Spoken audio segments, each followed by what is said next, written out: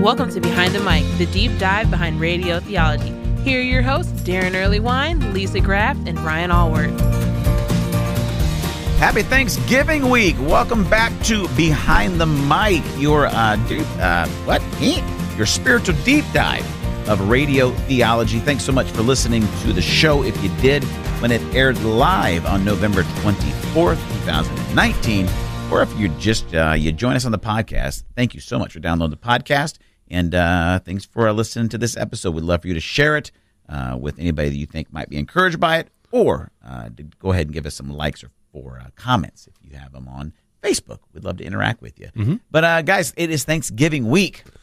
It is. Just recording this show was making me hungry. Yeah, man. I know. It was before lunchtime, too, when we recorded it. I know. I tell you what happens to me. Here's the thing with Thanksgiving sometimes for me is I feel like it kind of becomes a little bit of a letdown.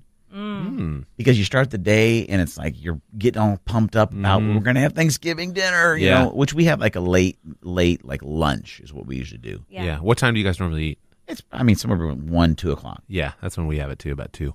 But I always find, like, you eat it so quick because it tastes so good, and then all of a sudden you're full and you're like, you can't eat anymore because you're going to throw up. But what? I mean, you can knock that out in 20 minutes maybe? Yeah, or less. Mm-hmm. Watch me. Yeah. Mm-hmm. Yeah.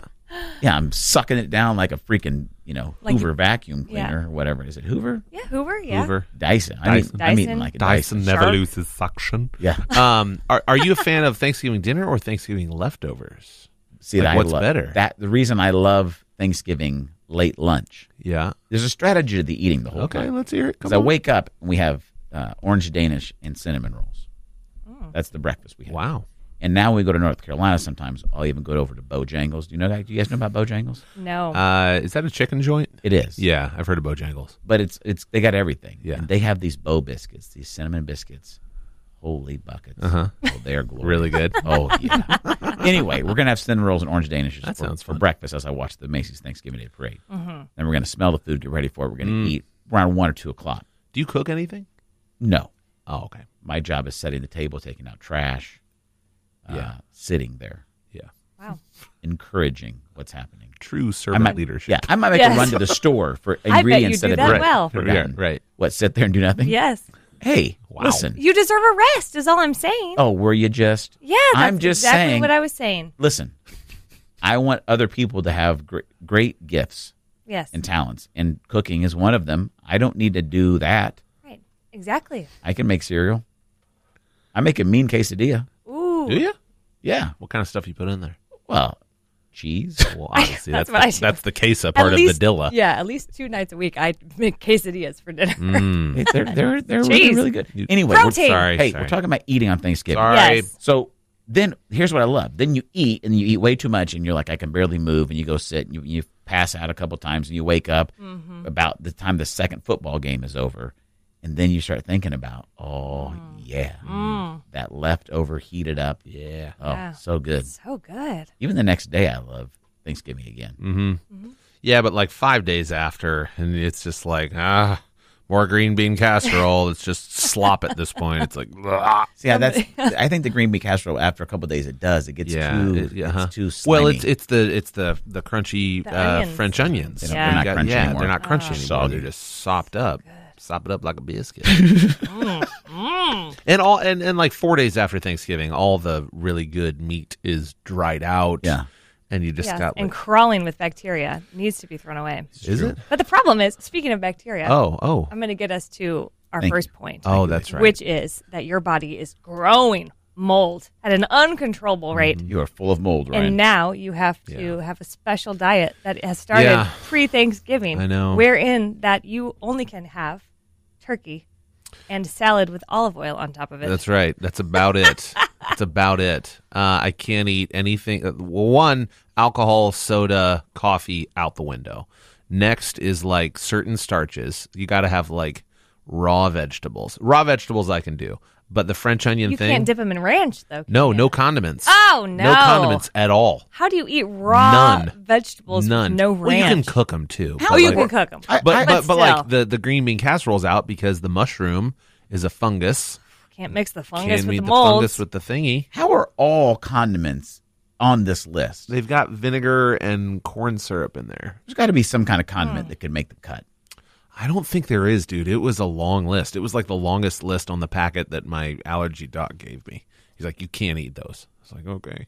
It's for 90 days. It's a forced diet to like, the way he described it was so gross. He was like, we need to starve the thing in your body that wants to feed on what you're giving it. And I'm like, my stomach? Yeah. I was like, this sounds like an alien Yeah. So is the thought here that in 90 days things will settle back out and you can reintroduce, or pretty much like it's basically that. It's like my body is doing some sort of reaction to like I don't know. I'm still trying to process all of it. I can't eat certain things because they trigger something in my body to do some sort of reaction that is like an autoimmune thing. And this is bad for you specifically because so much of your life is based around your voice, voiceover work, singing, this show, all these things. Yeah, is that the allergic reactions are having an adverse effect upon that. Specifically in like my sinuses and throat and all that stuff. Which is very necessary to sing and to sound good and not sound like somebody that's talking out of their, or singing out of their nose. Correct. All right. So Lisa got us to this conversation, not just about me talking about leftovers Let's and falling do it. asleep. Here we go. Let me take us deeper spiritually. Please do. Great. One thing I thought was interesting as we were talking on the show is that Lisa and I were kind of joking, but I honestly kind of thought about it like, dude, this is all voluntary. Yeah. Like you could totally punt this to the new year and get through all of the good eating of Christmas. I could. Yeah, you could really bulk up. Yeah. You have to lose 20 more pounds. I know. I'm not even saying the bulk up part. I'm just talking about the joy of the tasting of the good foods. Yeah, Right. I know. In a weird way, I'm kind of excited about it. Because here's the deal. My entire life, I got to give myself some credit. I think I'm good in certain areas of my life with discipline. Okay. But in other areas of my life, I just kind of let it slide. I'm kind of loosey-goosey about it. Have you determined what the differentiating factors are? I think where like discomfort is associated. Like I've always kind of associated like waking up super early with just discomfort. One, I just love to sleep. I always have my entire life. Sleeping's great. I love to sleep, but I also love to stay up till like 1 o'clock, either working or like playing video games, like we've talked about. I love mean, the Red game. Dead Redemption. It's so good. It's so good. I love You being know. a cowboy. So it's like taking care of myself versus like pouring myself into work versus like, oh, maybe the pain of waking up an hour earlier and going to the gym and getting it out of the way, as opposed to like trying to figure out, okay, when the kids nap at 1 o'clock, when I'm kind of hitting a wall, maybe then I'll go to the gym. It's like, this is forcing my hand. This is how I see it. The doctor, who is, I think, a position of authority, okay, is forcing my hand and being like, for 90 days, you're going to show up and I want to see your counts be at this. So you have to cut out this stuff, i.e. discipline. You've got to have the discipline to cut out this so that this whole regimen that you're about to go into can actually work. I hear what you're saying, though, where it's all voluntary. It's like, well, I could blow it off. It's like, no, I've got a follow-up appointment scheduled on the books. See, I know you do, but like it's not like you got to. Some people go to a doctor and they say, hey, listen, if you don't stop this or change this, you're getting like you're going to have heart disease. You're going to die. Right. Yeah. For you, it's like, hey, you've had some congestion and sinus infections. Change all of this. Yeah. What I'm thinking, where my mind went with it is I think a lot of times in our connection to God, like if we're going with the major deal, the major deal is, and I think we actually value this. But when I say it, you're going to be like, how could you overvalue this? But the big thing is, don't go to hell, right? Okay. Like Jesus died so that you could go to heaven. Yeah. I agree. That is the big deal. Okay.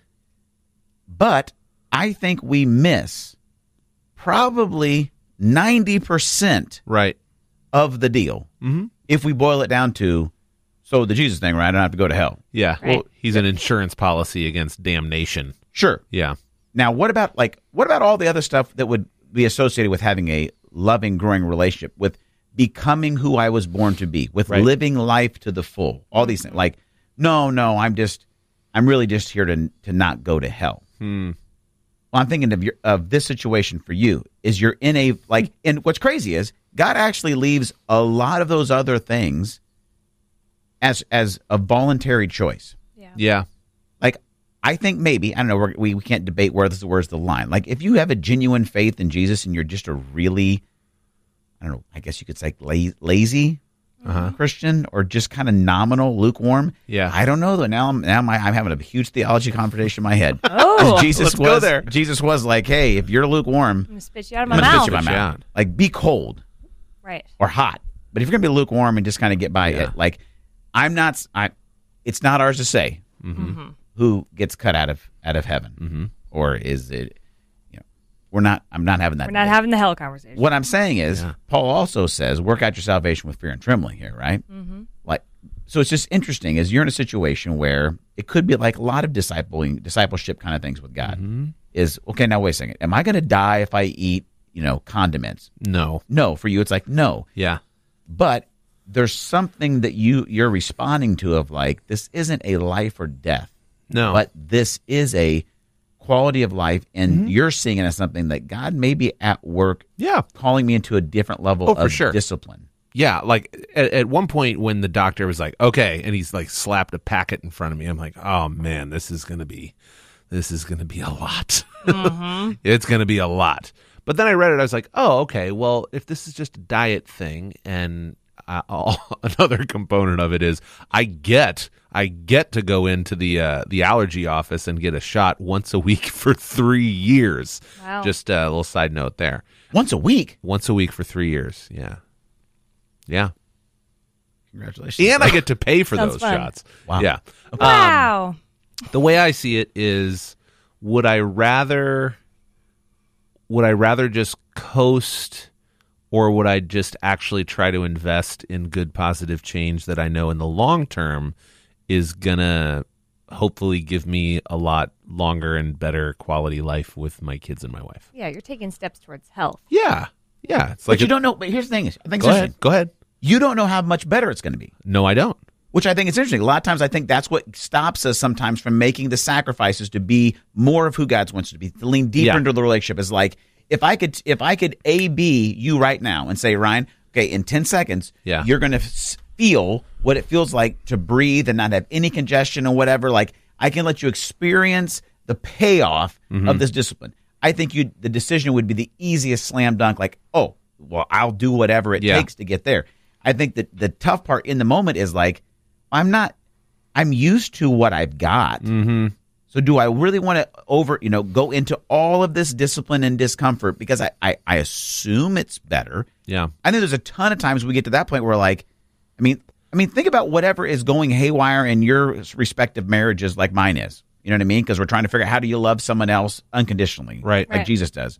Of like, well, I could learn to get past my own fears and failures and things, and I think it would be really amazing to experience a marriage without that, but I don't know, and that's going to be really uncomfortable for me, or whatever it is. It's just interesting that I think every time we get there, there is this leap of faith. Yeah.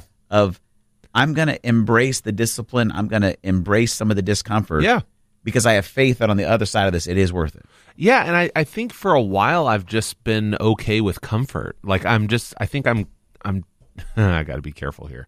I think I'm tired of being the level of comfort that I am. Like, I'm ready to get pushed out of several comfort zones into a discomfort zone so I can grow. So you're saying God caused you to have these allergy problems so you could grow? He might have. What do you think, Lisa? No. God doesn't cause allergy problems, right? You guys, this isn't suffering like I've got like dysentery or like I don't even know what I'm dysentery living is. in like a I didn't war say you were on the zone. Oregon Trail. You I know, was just or gonna like, say.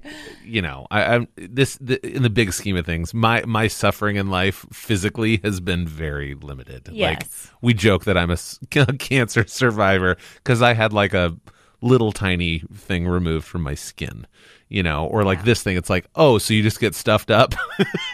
Like, welcome to the world. Like, everybody gets stuffed up. Right. But for me, it's like, okay, I think, I don't know. I'm just seeing this as sort of like, okay, this is going to be a fun 90-day trial run, some semblance of like discipline, because I am a very creative, artistic person, and a lot of times I've rested on that and be like, I'm just artist brain. Like, I don't really do details, and like I'm married to my wife Lauren, who is like detail queen. Yeah. So I think for now it's like, okay, well let's see, you know, what does day 1 look like versus what does day 90 look like, and let's see if this is actually a good assignment to then carry out even past into day 91, 92, 93. It's interesting because this has got a start and stop to it, right? Yeah. Like, it's 90 days. We'll figure it out. Right. I think maybe the deeper challenges is sometimes when God gives us because I don't think God's like chasing you down as like, well, what could we get to get Ryan to give our discipline? I know I'll hit him with allergies. Like that, like God's a great father as well as a great king. Yeah. And I wouldn't ever do that to my children. I don't think that's in God's character.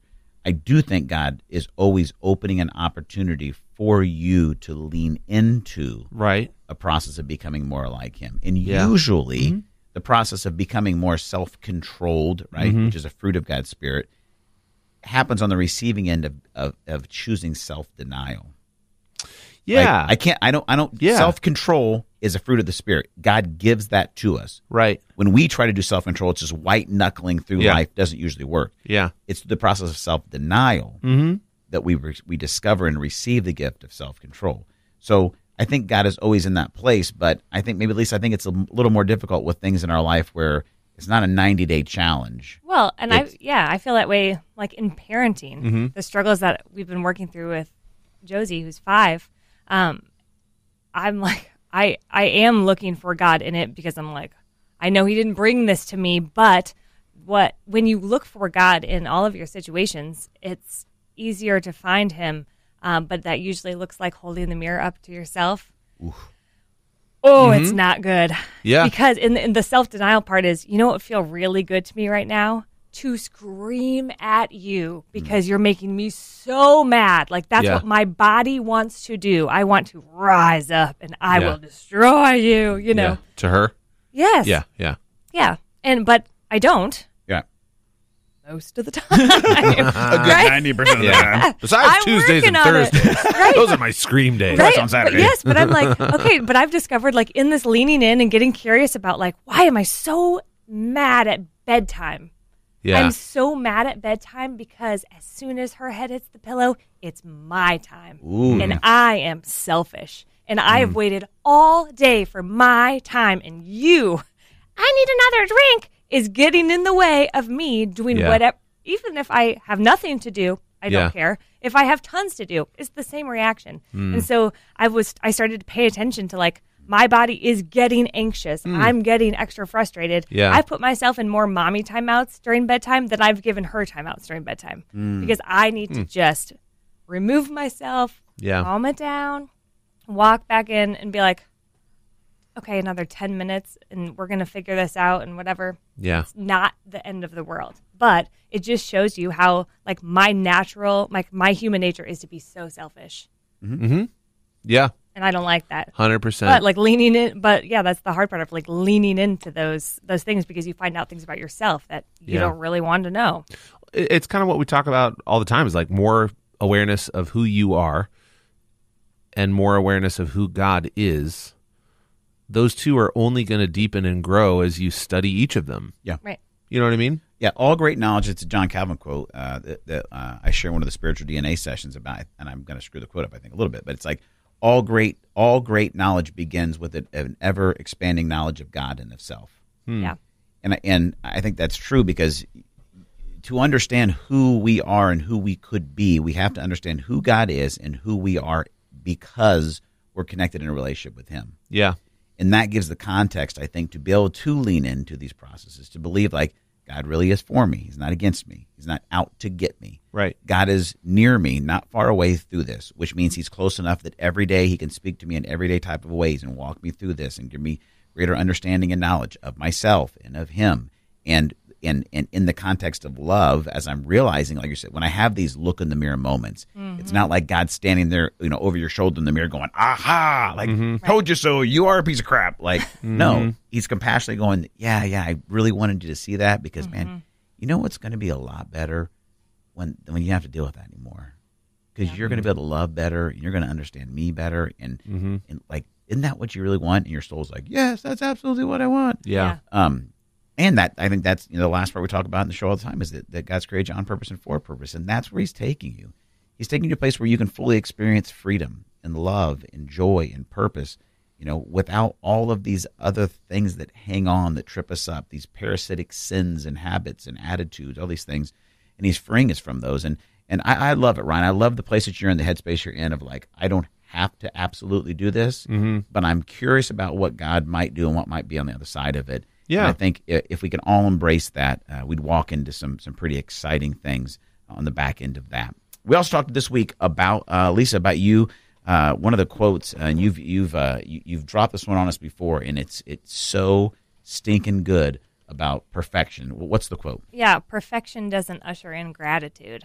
Ooh. Yeah, and it started in regards to my first Thanksgiving as a married woman cooking for my in-laws, and it was supposed to be this big, like, I've arrived and now I'm a real woman thing, and the recipe was for a 1-pound turkey, and I had a 13-pound turkey, and so the hour and a half that it said to cook it for was not long enough. What kind of turkey is 1 pound? I don't know. I've never seen a 1-pound turkey. Here? Right, so it didn't even occur to me. Like, I think a turkey's a turkey, and it's big. And so anyway, the point was that, like, I decided in the moment when we had to eat several hours later to just laugh it off and not be the stressed out, anxious host. Yeah. And just still enjoy each other's company, make do with what we had, but then really realizing, like, perfection is not the thing that ushers in gratitude. What does? I think for me, it's looking around my life and naming the good.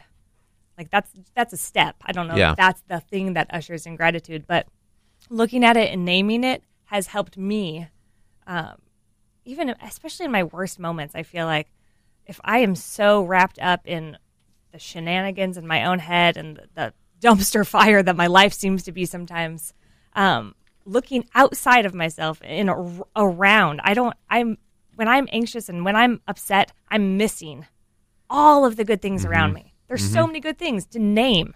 And by naming them, writing them down, and actually saying thank you for this, like knowing I don't deserve most of the amazing things in my life. So what I'm hearing you say is perfection doesn't usher in gratitude.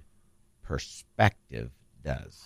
Whoa! Are you a pastor? I do. I use So words. good. I use words for a living. good. You can use that in Perspective some does. Mother I of the Year will. talk. Because I think you're right. I think that is the gift of gratitude. It's perspective. Right. When I can give thanks to God, what is happening?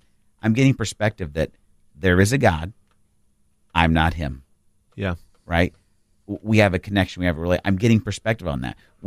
If I have a situation, my life feels like a dumpster fire, but I can find one thing. I mean, I was thinking this morning as I was driving in here, it was like, hey, God, like starting with the absolute barrel level things of gratitude. Like, how about this?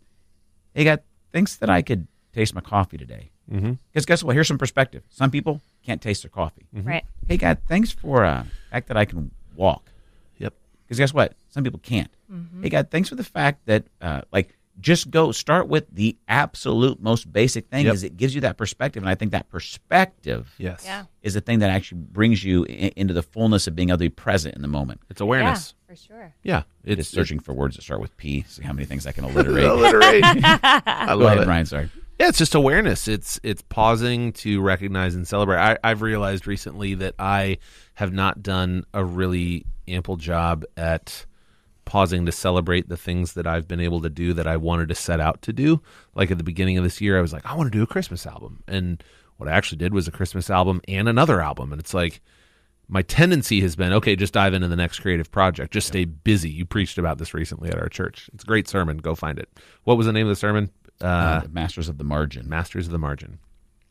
And so it was like, okay, I'm going to take my wife, who's just the rock at home, and the two people that the album couldn't have been possible without, my producer Matt and his wife Megan, who did all the graphics and artwork and videos and da-da-da-da-da. And we just went out and had a nice dinner and just celebrated. And it was like, this is really nice to pause and to sell it. Now I'm saying that's a blessing. That's a luxury. I don't do that every day where I go out and take my wife and two friends to a nice steak dinner. But it was like, let's pause and celebrate. And I think in Thanksgiving, in terms of that, is it's this intentional thing. I love what you said on the show, Darren, that, you know, if we have Thanksgiving and we don't actually pause to be gracious and be grateful, rather, it's just dinner on Thursday. And we do that every week. Yeah. You know? And so it's this concept of stopping, recognizing what's happening around you and being thankful for it. I think there's a John Lennon song lyric that's, life is what happens to you when you're busy making plans, making other plans. Yeah. Yeah. Life is happening. Time is happening. It's moving whether you want it to or not. And was it in the sermon that you preached, or maybe on the show at some point, where you're talking about Martha and Mary and Jesus, where Martha's in the kitchen, like figuratively preparing the Thanksgiving meal, Sure, yeah. and Martha's not helping out at all, but she's sitting at the feet of Jesus literally and listening to him and soaking up everything that he's teaching her, and Martha's getting bent out of shape, and Jesus is like, "Dear Martha, what does he say? He's like, you're caught up worried about nothing." Well, it's whatever translation you're reading it from, but yeah, he said, you're basically stressed out about nothing. Yeah. Mary has chosen the one essential thing. Yeah. And I think that is the thing that perspective begins to bring us, is what is essential in my life. What are the most important things? And I think, I love your example, Ryan. It's like, you don't go and have a dinner of gratitude with the people that created that project. Like, you don't stop for a minute and let the joy. Yeah. Like, these are real things. Like, we say things like faith, hope, love, and joy. And like, these are actual real things that we need to feel and absorb into our heart, our soul, and our mind, and our strength, because they change the essence of what we are, because they're gifts from God. Yeah. And we don't get them at 6,000 miles an hour of life, making comparisons and everything that we can do. And I think that's when we've joked this whole month, about, when do we listen to Christmas music, and when we caved our whole, I listened to your Christmas album 1.5 times, Ryan, while I was hanging up my outside Christmas lights. Man. But I turned it off immediately when I was done decorating outside. But I fight for Thanksgiving so aggressively because I think gratitude is such a essential part of becoming who God's created us to be. Yeah. One of the things I pray for my boys every night, I pray that God would help them to be leaders. They would lead with humility, courage, gratitude, and faithfulness. And I stole those things from Erwin McManus in his book. Oh, come on, Darren, pull it. Dang it. Not going to get it. It's blue and black. I can see the cover of it. But he wrote this book about character development and what he saw in his decade working with the urban poor in Dallas, Texas. Yeah. And saying what he saw, the people that were in difficult circumstances, but were able to overcome and excel past the limitations. And he said, that he saw it was character development. It's people that live with courage, humility, and gratitude. They showed faithfulness and perseverance. These 4 character traits were the things that actually led them out of that. And so, is it Uprising? Yes, Uprising, a revolution of the soul. It's a good book, something like that. Revolution of the Soul. Such a good book. Go check it out if you. It's wherever you can find books. But listen, this is Thanksgiving week, and we don't know what you're going through. We tell you some of the stuff we're going through, but we don't air it all out.